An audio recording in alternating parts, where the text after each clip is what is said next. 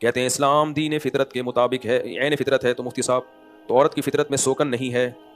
تم پھر مجھ سے 4 شادیوں کے سوال پوچھتے ہو، پھر میں جواب دیتا ہوں، پھر لوگ کہتے ہیں یہ مفتی ہر وقت 4 شادیاں کرتا رہتا ہے. اس پہ کئی بار جواب دے چکا ہوں.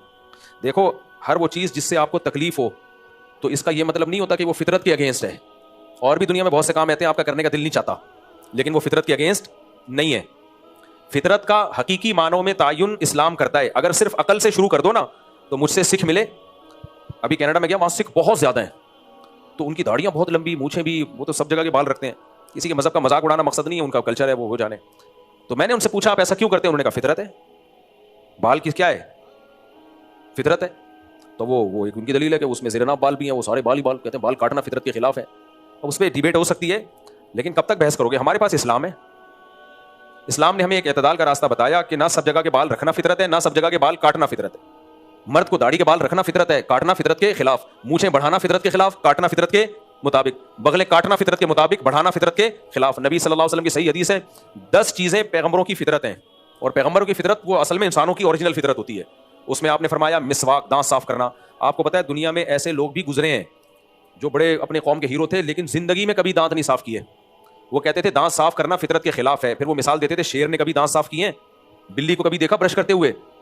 تو انہوں نے اپنے آپ کو جانوروں پہ قیاس کیا. ان کے دانتوں میں کیڑے پڑ گئے مگر وہ صاف نہیں کرتے تھے. یہ ایسے گزرے ہیں لوگ دنیا میں. وہ کہتے ہیں یہ فطرت کے خلاف ہے، تو انسان کی ایجاد کردہ چیز ہے. دنیا میں ایسے لوگ بھی گزرے ہیں جو لباس نہیں پہنتے.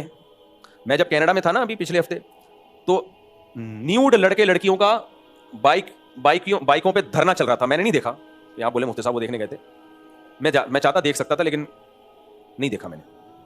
تو وہ بالکل برہنہ. ان کی دلیل یہ تھی کہ جو لباس کی حکومت نے پابندی لگائی ہوئی ہے یہ فطرت کے خلاف ہے. انسان برہنہ پیدا ہوتا ہے تو ہم کیوں کلچر کی وجہ سے اپنے شرمگاہوں کو چھپائیں؟ کیا جانور کو دیکھا کبھی چڈی پہنے ہوئے آپ نے؟ ایک دفعہ چوہا گیا تھا ہاتھی کے پاس، ہاتھی نہا رہا تھا تالاب میں. چوہے نے ہاتھی سے بولا یار باہر آنا، کام ہے آپ سے. اب ہاتھی کے لیے دریا سے باہر نکلنا آسان ہے. ہاتھی نے کہا یار مجھے گھنٹہ لگے گا باہر نکلنے میں ہاتھی ہوں، تیری طرح تھوڑی ہوں. نکلا اور چلا گیا. تو بتا دے کیا کام ہے؟ چوہے نے کہا بہت ضروری کام ہے، باہر آ. ہاتھی بیچارہ گھنٹوں محنت کر کے باہر نکلا. چوہے نے کہا بس واپس چلا جا. ہاتھی نے کہا پھر نکالا کیوں تھا؟ کہتا میں دیکھ رہا تھا میرا انڈر ویئر پہن کے تو نہیں نہا رہا تو. چوہے نے کہا میں یہ دیکھنا چاہ رہا تھا کہ میرا انڈر ویئر پہن کے تو نہیں نہا رہا.